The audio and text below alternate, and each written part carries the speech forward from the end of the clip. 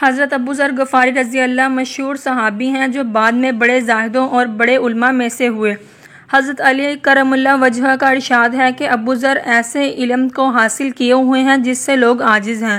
مگر انہوں نے اس کو محفوظ کر رکھا ہے۔ جب ان کو حضور اقدس صلی اللہ علیہ وسلم کی نبوت کی پہلی خبر پہنچی تو انہوں نے اپنے بھائی کو حالات کی تحقیق کے واسطے مکہ بھیجا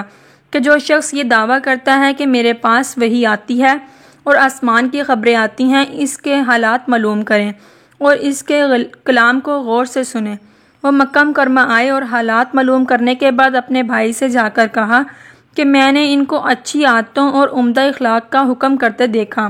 اور ایک ایسا کلام سنا جو نہ شعر ہے نہ کہانوں کا کلام ہے۔ ابو ذر کی اس مجمل بات سے تفشی نہ ہوئی تو خود سامان نے سفر باندھا اور مکہ پہنچے اور سیدھے مسجد حرام میں گئے۔ حضور صلی اللہ علیہ وسلم کو پہچانتے نہیں تھے اور کسی سے پوچھنا مصلحت کے خلاف سمجھا۔ شام تک اسی حال میں رہے۔ شام کو حضرت علی کرم اللہ وجہہ نے دیکھا کہ ایک پردیسی مسافر ہیں۔ مسافروں کی غریبی کی، پردیسیوں کی خبر گیری،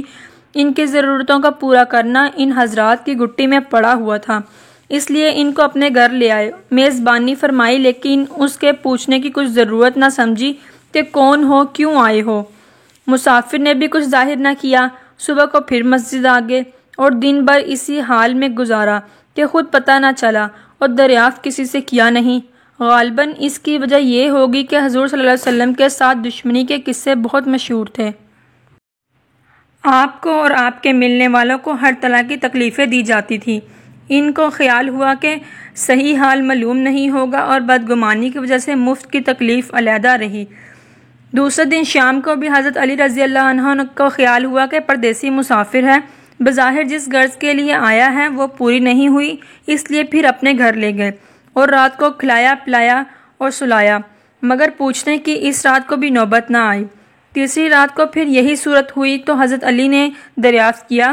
فرمایا کہ تم کس کام سے آئے ہو، کیا غرض ہے؟ تو حضرت ابو ذر نے پہلے ان کو قسم اور عہد و پیمان دیے اس بات کے کہ وہ صحیح بتائیں، اس کے بعد اپنی غرض بتلائی۔ حضرت علی کرم اللہ وجہہ نے فرمایا کہ وہ بے شک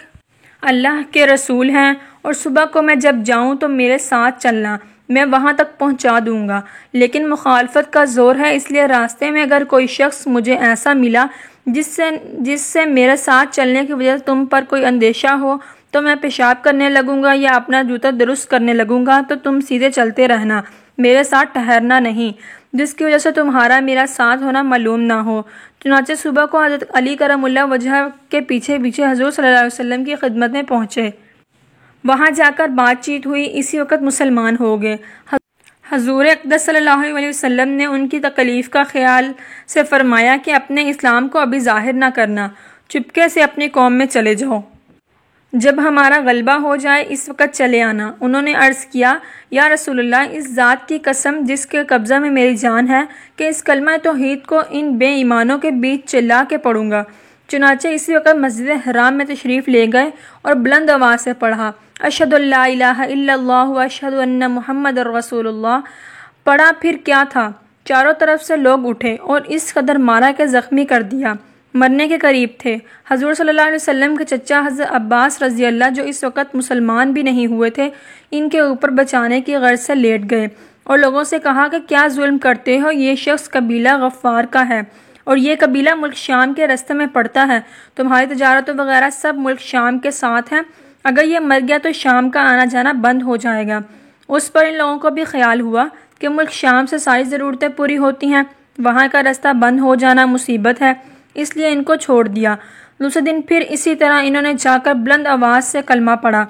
اور لوگ اس کلمہ کے سننے کے تاب نہ لا سکے، اس لیے ان پر ٹوٹ پڑے۔ دوسرے دن بھی حضرت عباس رضی اللہ نے اسی طرح ان کو سمجھا کر ہٹایا کہ تمہاری تجارت کا راستہ بند ہو جائے گا۔ حاصل، حضور صلی اللہ علیہ وسلم کے اس ارشاد کے باوجود کہ اپنے اسلام کو چھپاؤ، ان کا یہ فعل حق کے اظہار کا ولولہ اور غلبہ تھا کہ جب یہ دین حق ہے تو کسی کے باپ کا کیا جاتا ہے جس سے ڈر کر چھپایا جائے، اور حضور صلی اللہ علیہ وسلم کا منع فرمانا شفقت کی وجہ سے تھا کہ ممکن ہے تکلیف کا تحمل نہ ہو، ورنہ حضور صلی اللہ علیہ وسلم کے حکم کے خلاف صحابہ رضی اللہ کی یہ مجال ہی نہ تھی، کیونکہ حضرت اقدس صلی اللہ علیہ وسلم خود ہی اسلام پھیلانے میں ہر قسم کی تکلیفیں برداشت فرما رہے تھے، اس لیے حضرت ابو ذر رضی اللہ عنہ نے سہولت پر عمل کی بجائے حضور صلی اللہ علیہ وسلم کے اتباع کو ترجیح دی۔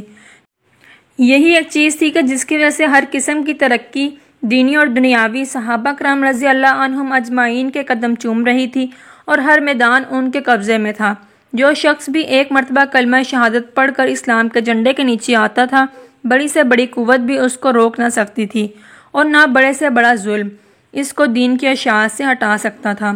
دعا ہے کہ اللہ تعالی ہم سب کو بھی صحابہ کرام رضی اللہ عنہم کے نقش قدم پر چلنے کی توفیق عطا فرمائے، آمین یا رب العالمین۔